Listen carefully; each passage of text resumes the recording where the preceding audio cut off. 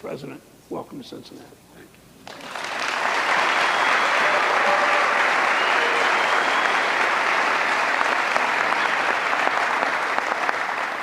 Thank you, Sherrod, for that introduction. Folks, he's a real champion of really important aspect of work. My dad used to say, a job's about a lot more than a paycheck. It's about your dignity. It's about your place in the community. What these guys do is they care about the dignity of the worker. And I see things are really beginning to change. I really believe it. And Senator Portman, since he's not running again, I can say all the nice things about him that I want. And it won't get him in any trouble because he's leaving. But Rob spoke at the White House when I signed the bipartisan infrastructure law that they both helped put together. And the truth of the matter is we may not agree on everything, although we agree more than he wanted to admit. I want to thank him and his leadership for bringing folks together to find common ground. You know, things have kind of changed since the days when I first got there. He's been there a couple terms. I was there. I got elected when I was 29 years old in the United States Senate from a very modest background, and I was there for 36 years before becoming vice president. We always used to fight like hell, and even back in the old days when we had real segregationists like Eastland and Thurman and all those guys. But at least we end up eating lunch together. Things have changed. We got to bring it back. And Rob, I'm sorry you're leaving because you're one of the good guys. I mean because the way you treat other senators, the way you treat everybody. I appreciate it. And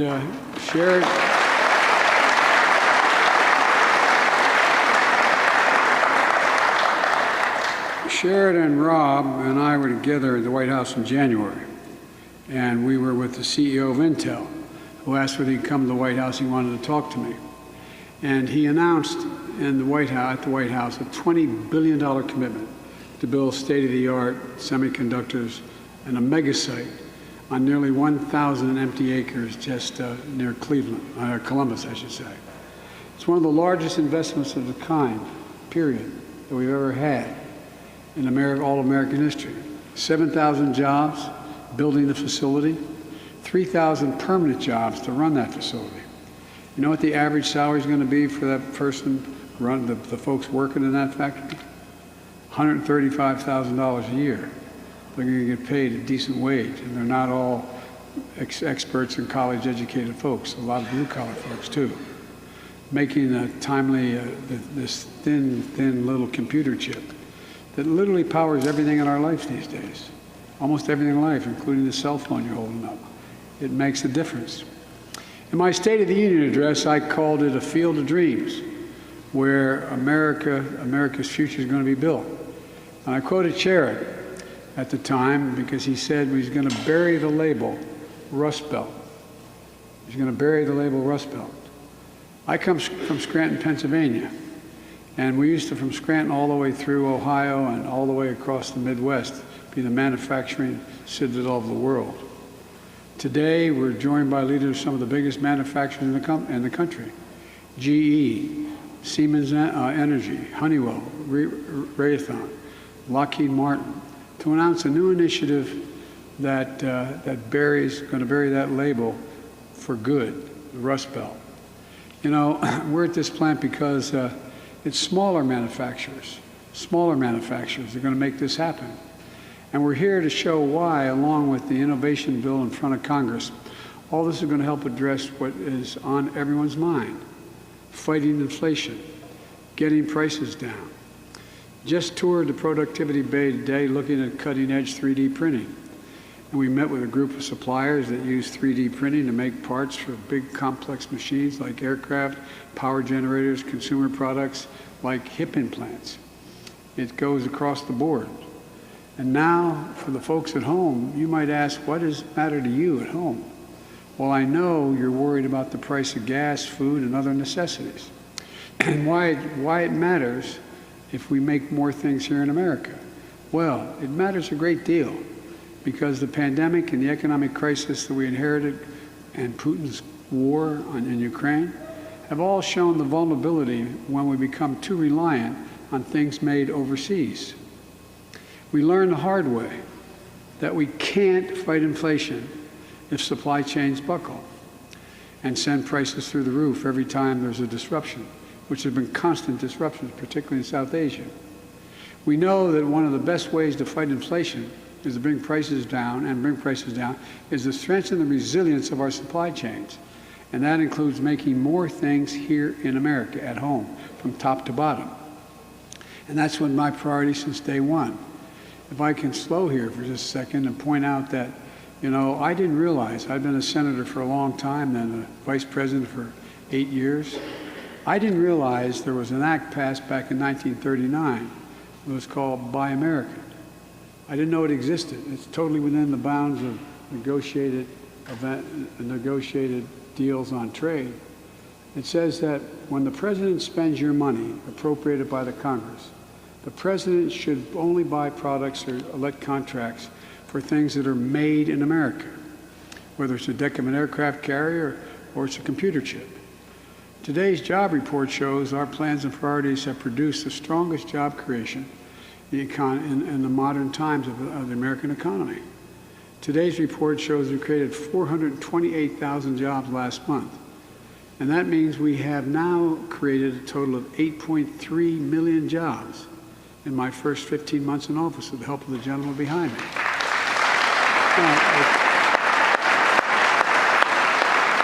And the unemployment rate now stands at 3.6%, the fastest decline in unemployment in the start of a president's term ever recorded. Again, because of the guys behind me. Black unemployment has been cut nearly in half since I took office. And unlike previous administrations, where the deficit went up, every single year we reduced the deficit. Last year, with all we've done, we've reduced the deficit. Does this work? We reduced the deficit by a total of $350 billion. That's reduced the deficit last year. And this year, by the end of the fiscal year, by October 1st, we will reduce this year's deficit by $1.5 trillion. Never in the history of America has that happened before. And the backbone of our recovery is manufacturing. Manufacturing employment is up in America 545,000 jobs since I took office, the largest 15-month gain since 1985. And these manufacturing jobs matter because they fuel our economic growth. They fuel exports. And as we've seen, they can fuel innovation. And that is a critically strong economic growth that we need. And folks, look, and in small and large towns across America, they bring quality jobs and middle-class jobs to people. If you again excuse me to digress a second, when I ran, I made it clear, and I have no bones about it. I was a senator for 36 years, so I'm not new to this. I'm tired of trickle-down economics. I've never seen it really work. But I tell you what, I'm a capitalist. I want to build this economy from the bottom up and the middle out, because when that happens, everybody does well. The poor have a way up, the middle class do fine, and the wealthy do very, very well. Never get hurt when that happens. Just ask small manufacturers here today in Ohio, Illinois, Florida, Connecticut, Virginia. They know what's going on. Folks, here, all of you know, every one of you know, that competitiveness and resilience of American supply chain rest on tens of thousands of small-sized manufacturers like the ones I met here today. That's where the supply chain in America is. And they account for nearly 99% of all manufacturing enterprises and more than 5 million American jobs. And every General Electric, Honeywell, Siemens Energy, Raytheon, Lockheed Martin, there are hundreds, for every one of them, there's hundreds of, if not thousands of smaller suppliers that help these iconic American businesses compete globally. And when they do well, the big businesses do even better. These small firms are the foundation of America's industrial base. And increasing their capacity, which these big businesses are doing as well, is critical to making more things in America, getting products faster and cheaper and reliably and out-competing the rest of the world. That's what it's about. But here's the deal. 3D printing technology 3D printing technology is incredible.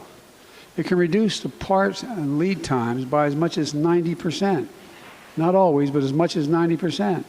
Slash material costs by 90% and cut energy use in half. That all helps to lower the cost making goods here in America. But not as small and medium-sized firms have access to the resources and financing and support they need to adapt to this technology until today. The executives here today have agreed to launch a new compact between large, iconic manufacturers and smaller American suppliers. A commitment by these large companies to help those smaller ones adapt new technologies so we can continue to be the leading exporter of aircrafts and engines and in areas like medical devices, clean energy, technologies, and so much more. Look, our hope is that the compact will grow with more companies and expand into different industries. And as part of this initiative, agencies across the federal government, all across the federal government, are going to step up with access to loans, technical assistance, and so much more, including education. We're supporting this new partnership because this private sector has told us they can't do it alone. I'm a capitalist. I'm here and I believe in the free market. But I believe in the federal government's obligation to invest in America itself, invest in American workers. And we're at risk of falling behind. Decades ago, the federal government used to invest 2% of our entire GDP, 2% of our GDP in research and development. Well, guess what? We're down to invest in less than 1%. We were ranked #1 in the world in R&D 3 decades ago. #1. Now we're ranked #9 in the world. China was #8 in the world 30 years ago. Now they're #2 in the world. We've got to up our game. It's a simple proposition. If we do, everybody's going to win. That's the other reason why I came here today. Right now, Congress is considering a bipartisan innovation act. That's what it's called. That's going to make generational investments in American innovation and manufacturing. Now look, if we're going to compete for the jobs of the future, we need to level the playing field with our competitors. The bill does that. The CEO of Intel told us that if this bill passes, what we're talking about, and the guys behind me support it, and they're actually moving it, this would increase the investment that Intel will make in Ohio, outside of Columbus, from $20 billion to $100 billion. And as we already say, that's no malarkey. That's a fact. $100 billion. Imagine what that's going to do for Ohio, let alone Columbus. Not a joke. Think about it. It'd be staggering. And it will nail down for generations the leadership of this state once again like it used to be 30, 40, 50, 60 years ago. And it's not just Intel. Foreign companies like Samsung and TSMC are ready to make state-of-the-art chips, those computer chips, ready to make them in Arizona and Texas. They already have them if this passes. And this is a bipartisan bill. Senators Brown and Portman have been working hard to get it done. So every Republican and Democratic member of Congress, most of us agree on this. Pass the damn bill and send it to me. If we do, it's going to help bring down prices, bring home jobs, and power America's manufacturing comeback. Look, it's also going to help reduce costs and strengthen our economic and national security. It's no wonder the Chinese Communist Party is literally lobbying, paying lobbyists against this bill passing. If I note parenthetically again, I have spent, according to international folks, I spent more time with Xi Jinping, the leader of China, than any other world leader has. Over 76 hours. 9 of them on the telephone, the rest in person, since I was vice president and he was vice president of China. And you know what? He makes it real clear. He makes it real clear. He believes, like other autocrats around the world, that democracies can't compete in the 21st century because things are changing so rapidly. Technology is changing things in such a startling way. Countries are changing, literally changing their physical characteristics because of climate change. And he believes, and he says it straight up with me, that there is no way for democracies to compete with autocracies. Why? Because we have to reach a consensus when we're in a democracy. And it takes time. But autocrats can move immediately. They don't have to wait. Well, guess what? So far, the last decade, he's been right. So much has changed. Just look around the world, what's happening. Those of you who are international business people, look what you have to do when you go to China to do business. You have to give them access to everything. Everything you have, including your trade secrets. Not just China, though. China's not alone, but it is the single greatest competitor we have. And if we don't step up, we're going to be out. We're going to be out. And by the way, I showed up at a meeting called the G7, where the largest economies in the world meet. And guess what? 2 of them said to me that they thought that America's days were over as leader. I sat down at the meeting, the first meeting I attended. I have one on Saturday, but the first meeting I attended in England. And I had all the major G7 nations there, including 2 members that were not, 2 nations that were not members, including India. And I said, America's back. And the president of one of the major companies looked at me and said, for how long?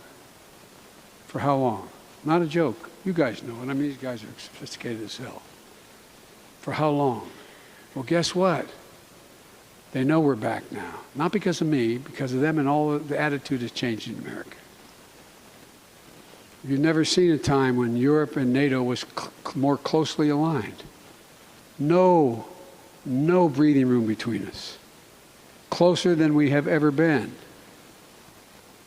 Because a lot of us, I spent well over 120 hours, either in person or on the phone with my colleagues, my counterparts, every single solitary week and most days of the week, making it clear that for democracies to sustain what used to be the case, we have to step up our game across the board. You know, there's a thing for the Democratic Institute where I was supposed to hold a meeting of all the heads of state of democratic countries. We had to do it virtually from the White House. Well, guess what? In the last 10 years, there's 15 fewer democracies in the world. Fewer. Not more, fewer. So there's a lot at stake. But we're better prepared than anybody else. I know that Senator Brown and Portman are going to work with our colleagues to finish this bill, but it didn't, you know, they did it in infrastructure. They're doing it again on this. Let's get this Bipartisan Innovation Act to my desk. And look, folks, just look at what's within our reach. I've never been more optimistic, and I mean this sincerely. I've never been more optimistic about America than I am today. Not because I'm president, but because everybody's waking up. It's a new time. Because of my economic strategy, companies and jobs are coming home again. We're making Buy America reality, not just a slogan. Because of the bipartisan infrastructure law that Sherrod and Rob worked really hard to pass, we're going to rebuild America. We're going to rebuild a better America. $1.2 trillion. That bridge, if you really want to go to Kentucky, is going to get better. No, but really, we're talking about billions of dollars, modernizing roads, bridges, airports, delivering clean water, high-speed internet to every American. And it's going to move goods faster and more efficiently, lowering transportation costs, helping us outcompete anyone in the world. Where are those 2 beautiful young girls? You see these young girls here? They wrote me a letter about wanting me to help do more on trains. Well, guess what? Because of the guys behind me, we have allocated more money for rail systems in America than the entirety of the Amtrak appropriation began the first. And I know about Amtrak. I've traveled 1.2 million miles on Amtrak because I commuted every single solitary day, 270 miles a day, as my colleagues can tell you when the Senate was in session. You get a kick out of this, Sherrod. The Secret Service doesn't like me taking the train because it stops too many places. And so I was riding home, though, to see my mom, who was living with me because she was in hospice, and on a Friday.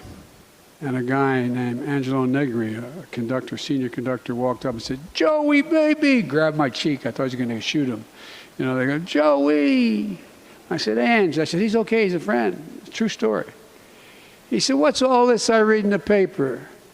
You traveled over 1 million miles on Air Force planes." Every single mile a vice president or president travels, they keep a public record of on an aircraft, an American aircraft. And he said, "The boys and I were at the retirement dinner up in Jersey. So we figured it out. Average 222 days a year, 36 years, total of 269 miles every day.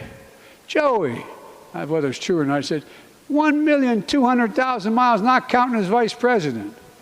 So I know a lot about trains. And by the way, the reason we're doing it, the reason these guys supported it, it's not just Amtrak, it's also vehicles and buses in towns and cities and light rail. It's because it's going to clean the environment. Everybody knows if you can get on a train and travel from here to Columbus and do it quicker than you can in your car, you're going to do it. It's going to take thousands of vehicles off the road. But my point is, folks, look, there's so much we can do. This is the United States of America, for God's sake. When do we lose our absolute confidence in our ability to do anything? I was in the Tibetan plateau with Xi Jinping, with a translator. We each had a translator. And by the way, for the record, I turned all my notes over. Okay. And seriously, and so he looked at me and he said, "Can you define America for me?" I said, "Yes, I can. One word." And I mean it from the bottom of my heart. Think about this. The one word that defines America better than any other country in the world: possibilities. Possibilities. We've never believed there's anything out of our reach if we set our mind to it. And we've never failed when we've set our mind to it. Whether it's going to space or to the bottom of the ocean. This is the United States of America, for God's sake. Look, I just told you about those computer chips in Intel. It's going to make them here in Ohio. Well, America invented those chips. We invented them, nobody else. They helped power the NASA mission to the moon. They gave us a military edge in the Cold War. And the federal investment from NASA in the military that kept fledgling chip industry alive, brought down the cost of making them, built a market, ushered in a new digital age. But then we stopped investing in ourselves. These chips are now predominantly made overseas. We learned a hard lesson during the pandemic. 1/3 of core inflation we faced last year is because of automobiles, the cost. Why? We had a lot of buyers because wages went up 5.5%. People wanted to buy things, but why couldn't they buy them? Because they couldn't make them. Why couldn't they make them? They didn't have the chips, a shortage of semiconductors. Let's not let the same thing happen here today with 3D printing and other advanced manufacturing that was invented and pioneered in America. These technologies revolutionize the way of life. They keep prices low for businesses and families. So let's make them in America again. Let's build a future here in America. Let's remember who in God's name we are. We're the only country in the world. And the reason why we're sometimes called ugly Americans, who can be defined by the notion of possibilities. There's nothing beyond our capacity. Nothing beyond our capacity. Not a single thing. If we act as the United States of America. The United States of America. So folks, I really am optimistic because of the guys behind me and other men and women like them. We're about to enter a new period. We just got to stay the course, have confidence in ourselves. And by the way, there's overwhelming strength in our diversity. And it's about time. I'll end by saying when I got elected, I made a promise. I said my administration is going to look like America, whether it's a vice president or a secretary of state or a cabinet member or a senior person. It's going to look like America, and it does. And one more thing. I know how to say the word union, not labor, union. The single best workers in the world. So folks, let's go do this, okay? I want to thank the folks here. I want to thank all the major corporations here. And I want to thank what you're doing, all the small businesses we're going to bring together here. You're bringing together, because we're going to provide good, decent jobs. And we're going to educate people to be able to handle all these jobs. God bless you all, and may God protect our troops. Thank you. And that is President Joe Biden, side by side, locked in arms in a bipartisan way. Ohio Senator Sherrod Brown, Ohio Senator Rob Portman also standing with them, talking about the Bipartisan Innovation Act.